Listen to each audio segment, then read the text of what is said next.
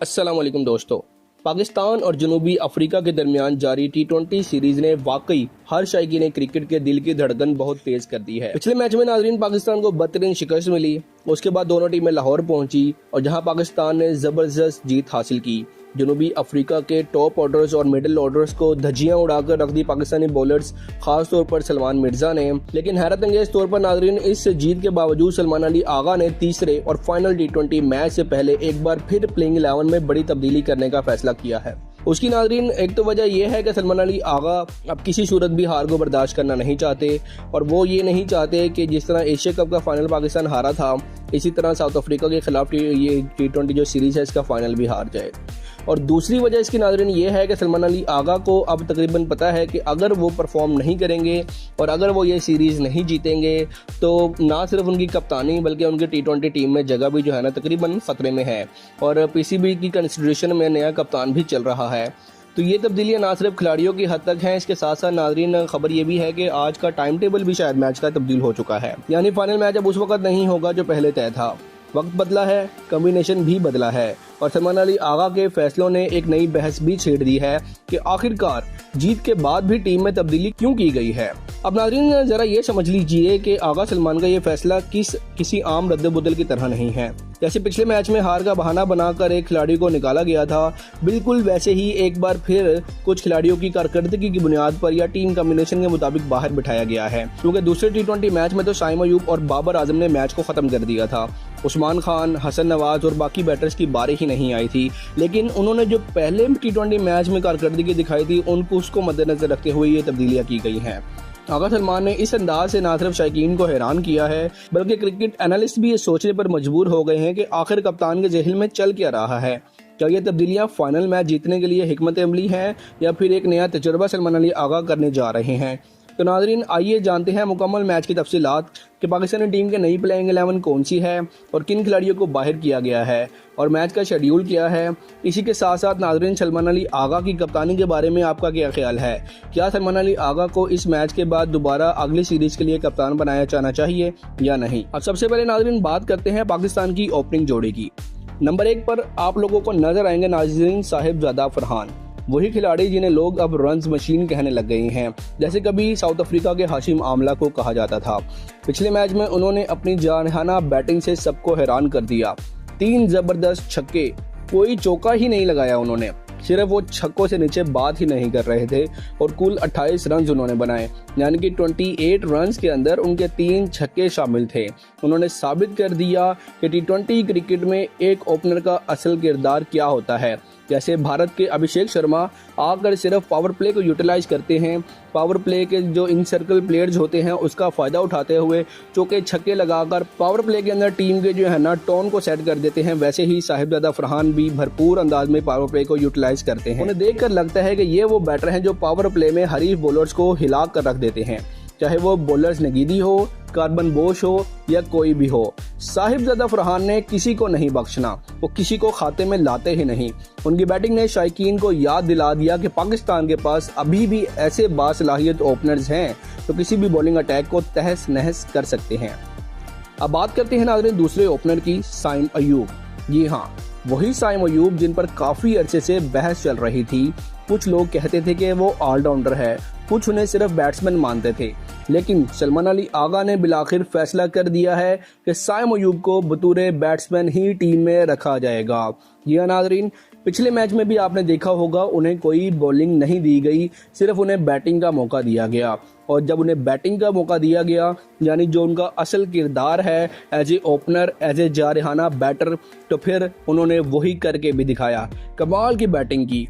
और यही होती है असल कप्तानी कि आप खिलाड़ी से वही काम लें जिसमें वो बेहतरीन है या जो उसका रोल है। आगा सलमान ने साफ पैगाम दिया है कि अगर टीम में रहना है तो सिर्फ बैट से परफॉर्म करो और यही वजह है कि साइम अयूब ने नाजरीन फील्ड में खुद को एक प्रॉपर ओपनर के तौर पर मनवाया और एक मरतबा फिर ऐसे ही लगा जैसे पुराना साइम अयूब वापस आ गया हो। वही शॉट्स, वही एनर्जी, वही जज्बा और वही नो लुक शॉट जिसने तमाम शायकीन को महसूस किया और अफ्रीकन बॉलर की धज्जियां उड़ा दी। जनूबी अफ्रीका के बॉलर्स को जिस तरह उन्होंने खेल कर दबाव में डाला वो इस नौजवान के एतमाद और नीयत का सबूत है।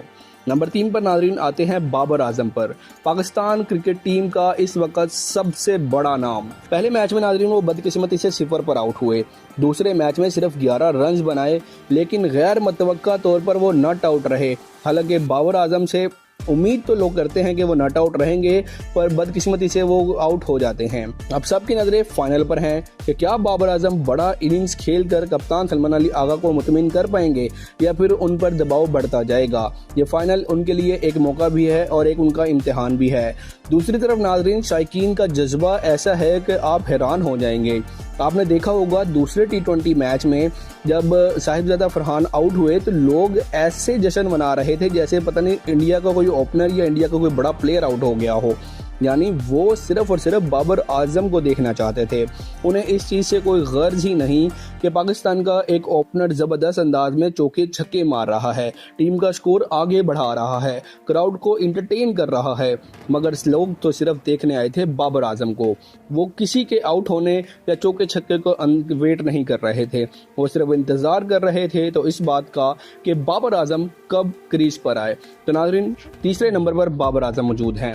नंबर 4 पर हसन नवाज हैं। ये फैसला वाकई चौंकाने वाला भी है, क्योंकि कुछ लोगों की तवक्का नहीं थी कि हसन नवाज को इस नंबर पर रखा जाएगा, मगर सलमान अली आगा के फैसलों के अंदाज ही अलग लग रहे हैं। वो बड़े नामों का निकालने से नहीं घबरा रहे। उनके मुताबिक अगर कोई नौजवान बेहतर फिट बैठता है तो उसे मौका मिलना चाहिए।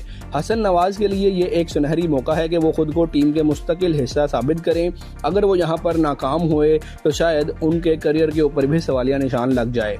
नंबर 5 पर wicket keeper batsman Usman Khan की बात करते हैं। उस्मान खान की कारकर्दगी नाजरीन अब फैसला करेगी कि वो मुस्तकबिल में टीम में रहेंगे या नहीं। अगर वो आज फाइनल में परफॉर्म करते हैं तो उनका मकाम पक्का रहेगा, वरना सलमान अली आगा, ना सिर्फ सलमान अली आगा बल्कि टीम मैनेजमेंट, सिलेक्शन कमेटी और कोच माइक हैसन के फैसले तो सब उससे वाकिफ ही हैं कि वो सबको ऑब्जर्व कर रहे हैं। तमाम प्लेयर्स अंडर ऑब्जर्वेशन हैं। उन्होंने ना बाबर आजम को छोड़ा, उन्होंने ना मोहम्मद रिजवान को छोड़ा। जब इतने बड़े बड़े नामों को नहीं बख्शा गया तो फिर हसन नवाज और उस्मान खान की क्या मजाल कि उनको टीम में पर्ची की बुनियाद पर रखा जाए। जो परफॉर्म नहीं करेगा वो अगले मैच में बाहर होगा। नंबर 6 पर नाजरीन खुद कप्तान सलमान अली आगा बैटिंग के लिए मौजूद हैं और अब देखना यह है कि उन्हें बैटिंग का मौका मिलता है या नहीं, क्योंकि ऊपर वाले बैटर्स अगर अच्छा परफॉर्म करते हैं तो शायद कप्तान खुद बल्लेबाजी करने की नौबत उनकी ना आए। और आगा सलमान का मकसद वाज़िया है, टीम को तवाज़न देना, नई कम्बिनेशन आजमाना और जीत को यकीनी बनाना। इसकी एक तो वजह यह है कि वो सीरीज जीतना चाहते हैं और दूसरी वजह यह है कि वो ना सिर्फ अपनी टीम में जगह बल्कि कप्तानी भी बचाना चाहते हैं। नंबर 7 पर शामिल किया गया है मोहम्मद नवाज को। वही मैच विनर मोहम्मद नवाज जिन्होंने कई बार पाकिस्तान को मुश्किल हालात से बचाया, चाहे बॉलिंग हो या बैटिंग। नवाज एक मुकम्मल ऑलराउंडर हैं और टीम में उनकी वापसी शायकीन के लिए खुशी की खबर भी है। इब्रार अहमद को फाइनल मैच में आराम दिया गया है। जी हाँ दोस्तों, ये फैसला दुरुस्त लगता है क्योंकि टीम में नए खिलाड़ी उस्मान तारिक को शामिल किया गया है। हर कप्तान चाहता है कि बेंच पर बैठे लड़कों को भी मौका दिया जाए ताकि अगले टूर्नामेंट्स के लिए उनकी कारकर्दगी का अंदाजा हो सके। आज उस्मान तारिक को पहला इम्तिहान उनके लिए बड़ा होगा।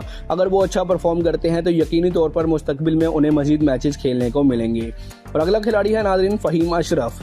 बिलाखिर सलमान अली आगा ने तस्लीम कर लिया है कि पहले मैच में उनसे गलती हुई जब उन्होंने फ़हीम अशरफ से एक भी ओवर नहीं करवाया।